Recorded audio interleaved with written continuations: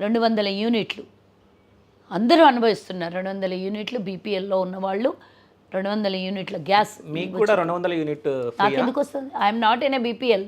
Okay.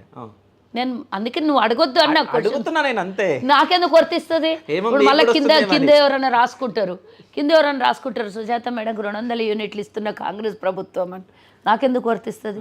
వర్తించినా నేను తీసుకోను. ఇంకో పేదోడుకి ఎవరికన్నా అవసరం వర్తిస్తుందా? ఒకవేళ నేను ఆ దిగువరేఖలో ఉంటే నాకు అవసరం కూడా లేదు, ఇంకొక పేదోనికి ఇస్తా. ఓకే. సో నేను పేదదాన్ని కాదు. 200 యూనిట్లు కరెంటు ఉచితంగా తీసుకునేటంత పేదదాన్ని కూడా కాదు. నేను పేద ప్రజలకు ఇవ్వాలి 500 రూపాయలు.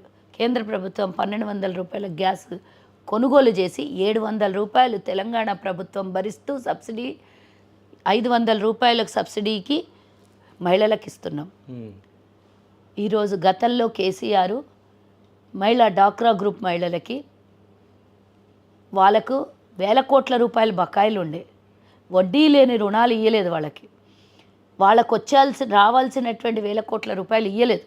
అయినా ఈరోజు మేము వడ్డీ లేని రుణాలను ఇస్తూ 1,000,000 మంది మహిళల్ని కోటీశ్వరులు చెయ్యాలని ఎంతోమంది మహిళలకు మా శిల్పకళారామంలో ఉన్నటువంటి చాలా షట్టర్లు ఉన్నాయి. అక్కడ స్వయం ఉపాధి సంస్థలకు ఉచితంగా మేము అక్కడ షట్టర్లను కూడా వేయడం జరిగింది.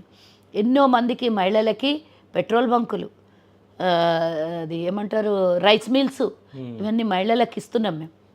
బస్సులు సొంతంగా కొనిచ్చి ప్రభుత్వమే వాళ్ళకు అంటే రుణం ఇచ్చి కొనిచ్చి ఆ బస్సును కూడా మళ్ళీ ప్రభుత్వమే అద్దెకు తీసుకుంటూ మహిళలకు అది కూడా చేస్తున్నాం. మహిళల డ్రైవర్లు కూడా కొంతమంది అపాయింట్ అయ్యారు. ఇలా ఉచిత బస్సుతో పాటు మహిళల్ని కూడా బస్సుకు ఓనర్లను చేసింది మా ప్రభుత్వం.